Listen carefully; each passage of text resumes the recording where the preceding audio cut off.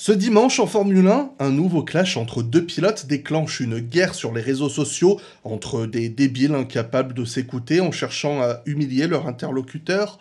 Une équipe historique revient vers le succès sur les terres de sa plus grande rivale historique et une séance de qualification se transforme en un spectacle de clowns qui refusent de rouler tant que personne ne leur donne l'aspiration.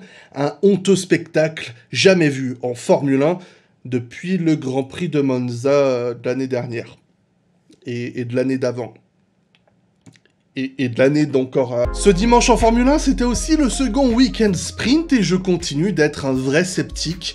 Autant ça apporte une excellente séance de qualification le vendredi, grâce au manque de roulage et de préparation, autant la journée du samedi, elle est chiante. La qualification fait énormément monter la tension et on enchaîne avec une séance d'essai libre qui sert à rien. Et l'après-midi, on a un premier relais de Grand Prix et c'est fini. Et j'ai l'impression que de regarder ce truc, il n'y a rien de plus frustrant en fait. Imaginez si la course de ce dimanche, elle s'était terminée avant que les stratégies ne se mettent en place. Je suis sûr que cet intense Grand Prix d'Italie aurait été bien moins palpitant. Alors, je dis pas que le sprint c'est nul, hein, je dis juste que c'est... ce serait pas là, ça changerait rien. On a eu un premier relais intriguant ce dimanche avec tout le monde en médium et Hamilton qui était en stratégie décalée avec des pneus durs et rapidement une course coupée en deux suite à l'intervention de la voiture de sécurité à la cause de l'accident entre Maximus et Senior Lewis. C'était davantage une moitié de course d'endurance où tout le monde subissait la pression de son poursuivant, mais c'était pas non plus inintéressant pour moi. Après moi, il m'en faut pas beaucoup pour aimer un Grand Prix de Formule 1, donc voilà. 5e sur la grille pour le sprint, Daniel Ricciardo termine 3e et finit en première ligne après la pénalité de Bottas. Et grâce à un envol parfait, il a pu rapidement prendre les commandes de la course et ne jamais les lâcher, si ce n'est lors de la phase des arrêts au stand. On avait vu cette année un Ricciardo fébrile. On avait vu chez Renault un Ricciardo frustré de ne pas avoir la machine qu'il voulait. Et aujourd'hui, on a retrouvé le Ricciardo de Red Bull qui gagnait des courses. On a retrouvé le Ricciardo qui dit à son ingénieur « T'inquiète, je gère » et qui semble insensible à la pression. Et bien que depuis le Grand Prix de France, Daniel Ricciardo semble moins en difficulté, j'avoue que j'étais inquiet quant à ce qu'il allait pouvoir produire lorsqu'on lui a demandé d'attaquer. Et il a géré ça à la perfection, et il rappelle le goût de la victoire à McLaren pour la première fois depuis le Brésil 2012. J'ai du mal à voir autre chose qu'une course parfaite de Ricciardo, avec le meilleur tour qu'il a sorti de nulle part en fin de Grand Prix. Je pense que c'est le Daniel Ricciardo que Cyril Abiteboul voulait s'arracher en 2018, que Zak Brown voulait aussi s'arracher en 2018 et qu'il a dû attendre 2020 pour avoir. J'espère que c'est ce Daniel Ricciardo qu'on aura sur le reste de la saison. Je ne sais pas si c'était vraiment par rapport aux propriétés du tracé de Monza qu'il a réussi à vraiment se sentir à l'aise ce week-end, mais ça fait plaisir d'enfin revoir du vrai Ricciardo. Travail tout aussi efficace de Lando Norris qui vient verrouiller le premier doublé de la saison, voilà, de toutes les équipes, et le premier de McLaren depuis le Canada 2010. À l'époque, Jenson Button était deuxième, derrière le simple champion du monde Lewis Hamilton, lequel s'affirmait dans la lutte mondiale contre la Ferrari de Alonso, et la Red Bull de Mark Webber et celle de Sebastian Vettel, qui était encore en quête de son premier titre.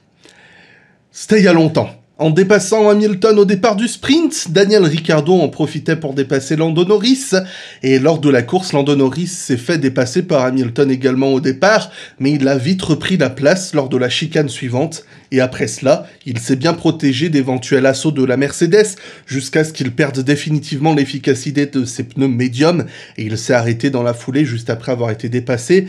Et après la voiture de sécurité, il a géré une belle relance pour reprendre la deuxième position à Charles Leclerc, et ensuite il a bien résisté à Pérez, donc un travail de maître pour signer son meilleur résultat en Formule 1.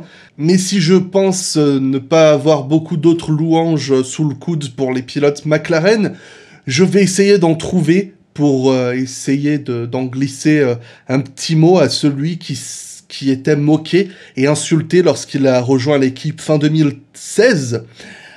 parce que placer un ex-pilote américain aux commandes d'une équipe qui était jadis menée par Ron Dennis, un homme d'affaires qui tenait la maison depuis les années 80, eh ben, c'était une décision qui ne faisait pas l'unanimité. À l'époque, Zak Brown baissait humblement la tête, vantant son admiration pour McLaren qu'il avait vu dominer le sport avec Prost et Senna, et il voulait rendre sa splendeur à l'équipe. Il restait humblement à sa place et il faisait venir le populaire Andrea Seidel pour diriger l'équipe, avouant qu'il voulait laisser un vrai professionnel diriger et que lui, il restait un simple homme d'affaires à sa place dans l'ombre et devant les médias. Il embrassait l'héritage de l'écurie de Bruce en troquant le morne gris sombre qui caractérisait les McLaren de Ron Dennis pour l'orange flamboyant qui était celui des McLaren d'époque et qui est devenu la marque de fabrique des McLaren d'aujourd'hui.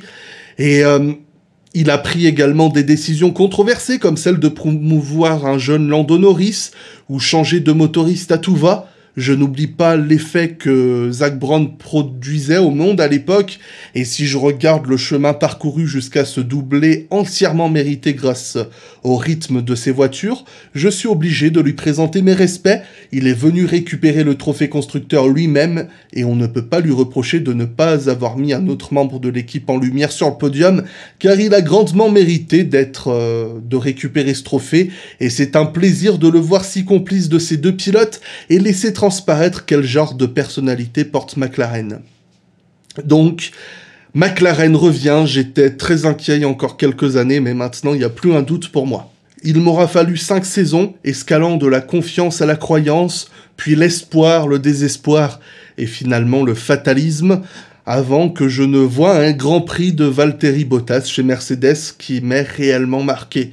Certes, il avait entre les mains une Mercedes qui avait facilement 1 seconde 5 sur ses concurrents lorsqu'il partait du fond de grille, mais il a fait tous les dépassements, là où l'an dernier il restait bloqué derrière des McLaren et des Renault, où il y a 2 ans il bloquait ses gommes derrière la Ferrari de Leclerc en jouant la victoire. Et si je le précise quand je dis que sa course va me marquer, c'est pour dire que c'est dans le bon sens. Oui, premier tour raté en Q3, mais son second était sublime. Sa gestion du sprint et la relance sous voiture de sécurité digne d'un pilote qui se bat à ce niveau de compétition. Et son Grand Prix de dimanche était un mélange élégant de sagesse dans les premiers tours et d'optimisation de ses relais d'attaque, et ce sans perdre de temps dans le peloton. Côté Lewis Hamilton, c'était bien moins flatteur, après avoir patiné au départ et chuté de la 2e à la 5e place pour le sprint. Pour la course, il a passé Norris au départ, mais il a perdu la position après avoir été forcé hors de la piste en tentant de dépasser Verstappen. Il a eu du mal à se débarrasser de Norris en début d'épreuve, et il a changé assez précipitamment ses pneus durs pour des médiums, pour espérer avoir ses chances de jouer la gagne, mais sa course ne s'est terminée... à la sortie des stands suite à l'incident avec Verstappen. Premier abandon de Lewis depuis l'Autriche 2018, soit 63 Grands Prix si je compte bien. Je crois même que c'est un record, et malgré un inquiétant choc à la tête lors de l'impact, il semble s'en être très bien tiré, donc je suis sûr qu'il s'en remettra. Et en route pour la Russie. Oh bordel, c'est Sochi la prochaine course. Bref, Charles Leclerc devrait se reconvertir dans le déménagement tant il a sauvé les meubles ce week-end. Victime de coupure moteur pendant la qualification, il réussit à être à moins d'1 dixième de Sainz, et après un changement de moteur, qui était autorisé par le règlement puisqu'il mettait un ancien, eh bien il a pu faire un sprint où il a eu du mal à faire beaucoup mieux que de finir devant son équipier, ce qui est déjà très bien. Et le dimanche, la voiture de sécurité semblait lui offrir les portes du ciel, et en lui permettant un arrêt au stand presque gratuit, puisqu'il se retrouvait ensuite en 2e position, et à la relance, il a fait de son mieux, mais son vieux moteur et les difficultés de son équipement sur ce tracé n'aura pas aidé Leclerc à résister à Norris, puis Pérez et même Bottas, avant de terminer finalement 4e grâce à la pénalité de Pérez.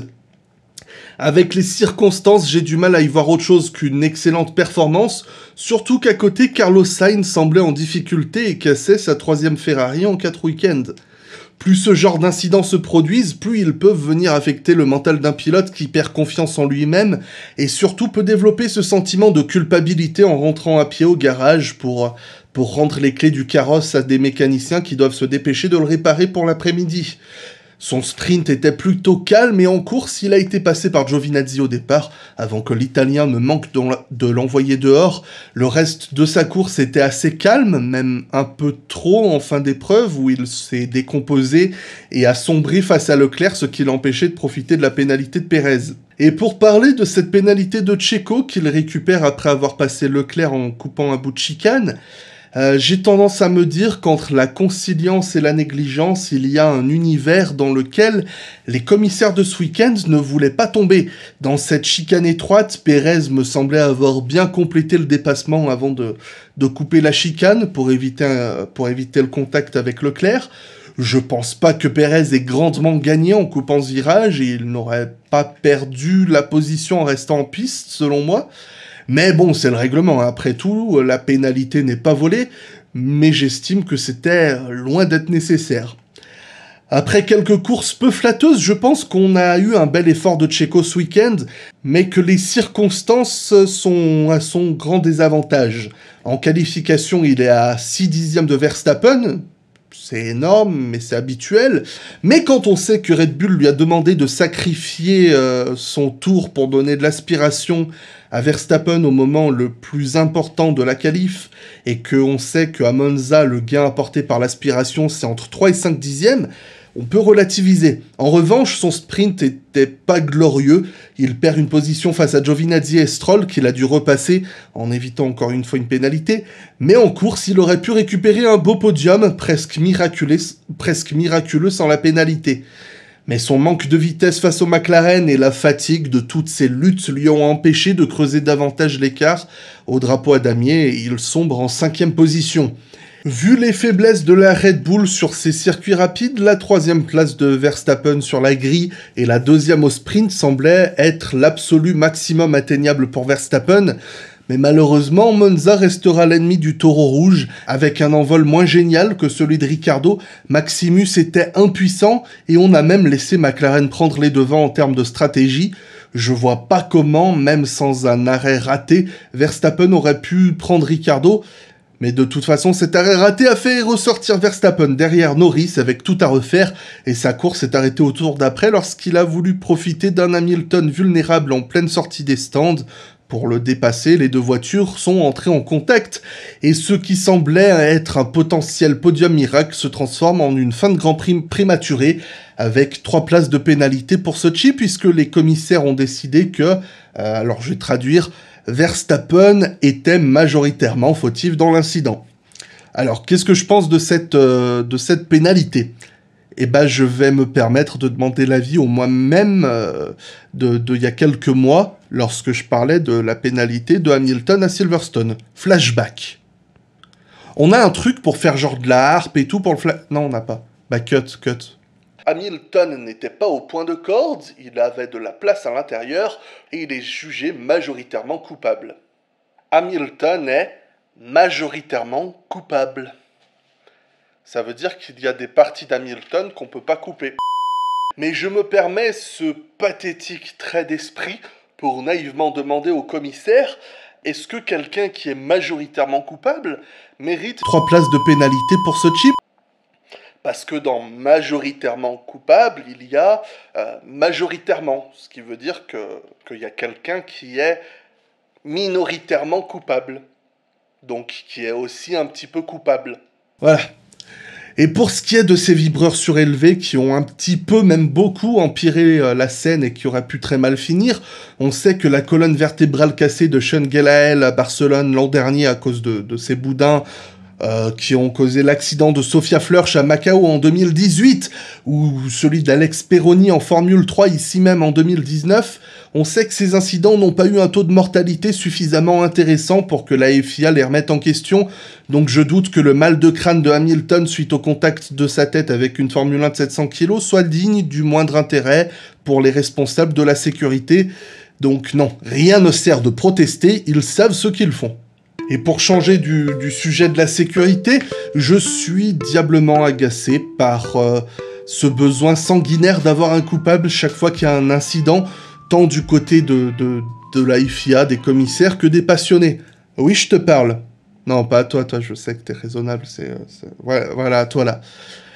Ton pilote préféré est dehors? Ouais, c'est pas grave, bois de l'eau fraîche, c'est la Formule 1, ça fait partie du métier, il fera mieux la prochaine fois, il aura plus de chance. Et oh là là, le méchant pilote qui a mis ton chouchou dehors ne veut pas reconnaître que c'est de sa faute. C'est normal, c'est un pilote de Formule 1, quelqu'un d'aussi détraqué qui peut se jeter à 300 km/h dans une fusée, a forcément un petit peu d'orgueil à défendre, à moins d'avoir vraiment fait une grosse boulette dont il a conscience. Et oui, la FIA change son trio de commissaires de course régulièrement, et c'est pour ça qu'aujourd'hui il y a juste une pénalité de 5 secondes, alors que l'an dernier, enfin en 2019, pour le même incident, Leclerc n'avait rien eu. Donc je n'aime pas cette pénalité qui a été donnée à Ocon, mais le fait qu'il y a eu une défense corsée sur Vettel, bah dans le règlement, c'est passible d'une pénalité. Donc voilà, je vois pas l'intérêt de se déchirer entre passionnés. Les incidents de course, ça arrive, et je suis persuadé que Ocon, non, ne cherchait pas à assassiner Vettel, il voulait juste faire au mieux pour se défendre dans un dimanche difficile pour lui. Une qualification qu'il avoue ne pas avoir maximisée, un sprint plutôt calme et un dimanche à se battre avec son coéquipier Latifi, qui l'a dépassé en fin de course pour prendre le dernier point, c'était peut-être un peu frustrant. Quant à Alonso, le rythme était proche de celui de Ocon, mais ce sont les petits riens qui font la différence, et il conclut en 8e place, un week-end où l'équipement d'Alpine n'était pas au mieux pour embarquer des points. Donc on peut dire que, point de vue constructeur, bah, ça leur permet presque d'annihiler les 6 points de Lance Stroll, qui a mené un beau week-end malgré une qualification qui aurait pu être peut-être un petit peu mieux, et surtout après avoir forcé son équipier hors de la piste au départ, lui coûtant 4 places.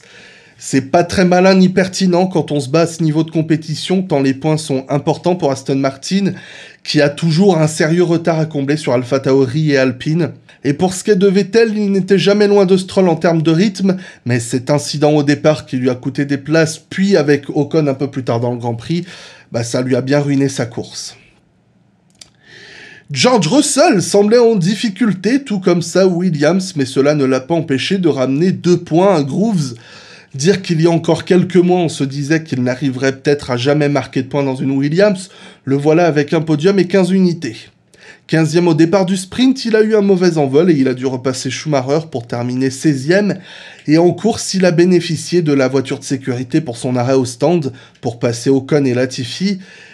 Et voilà, donc ça fait toujours des points en plus et il se rapproche de Tsunoda au championnat pilote. Je sais pas s'il va le passer, ça me semblera improbable, mais bon, on sait jamais.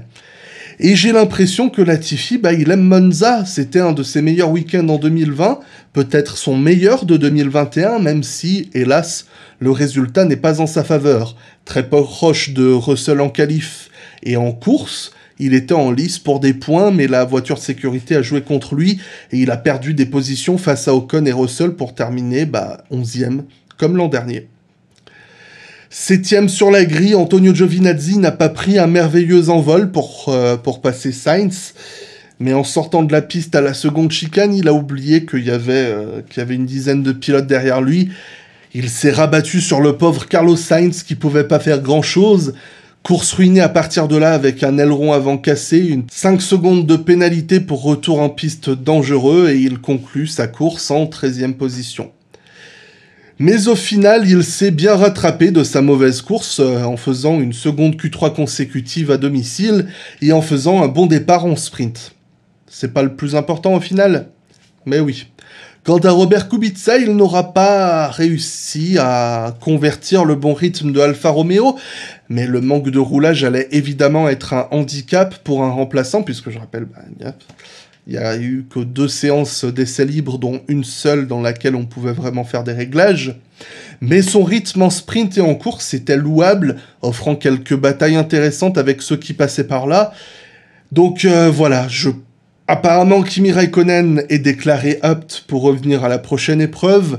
Il semblerait, ce ne sont que des rumeurs, mais elles pourraient vraiment s'avérer, Guan Yu Zhao va arriver chez Alfa Romeo dans quelques jours, quelques semaines, enfin pour l'année prochaine, et cela amènerait le départ de Orlen et de Robert Kubica de Alfa Romeo, donc ça pourrait bien être la dernière fois qu'on voit notre Polonais préféré dans une Formule 1.